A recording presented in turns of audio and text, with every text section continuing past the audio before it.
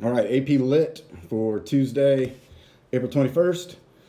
Our previous assignment was a short little essay I had you throw together about women we've met.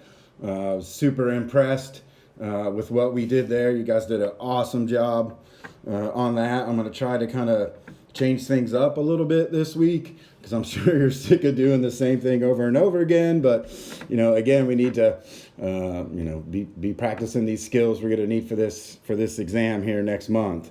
Okay, but we're actually not going to do an exploration this week. I'm just going to have you tell me what you would have done. Okay, although we are going to have a writing assignment for Wednesday. Okay, so our focus for this reading is going to be apathy versus empathy.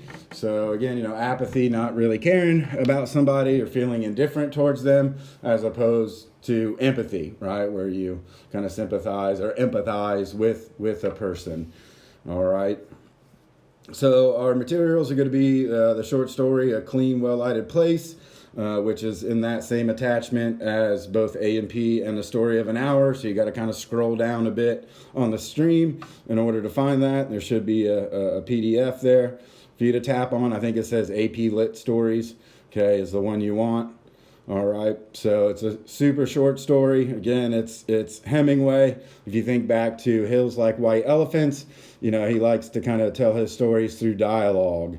All right, so what I need you to do here is something a little different than what we've done before, but not really, is to, get a piece of paper, split it down the middle. Okay, and we're going to label one side, waiter 1 and waiter 2. All right. And what I need you to do is just kind of trace the arguments and ideas of those characters as you read, and just paraphrase, in a little bullet point, their thoughts and ideas. Okay. And they just kind of go back and forth. And some of them are a little repetitive. So I don't expect you to have 10 bullet points for each. If you had 3 or 4 for each, that's more than enough. Okay. Because it can get a little tricky there. As you read, it just goes dialogue, back and forth. So you kind of, I don't know if you need to or want to kind of label, waiter 1, waiter 2 as they're talking, so you don't get them mixed up. But they're pretty much on two opposite sides of dealing with this old man, in their cafe. So hopefully it's not too confusing. All right.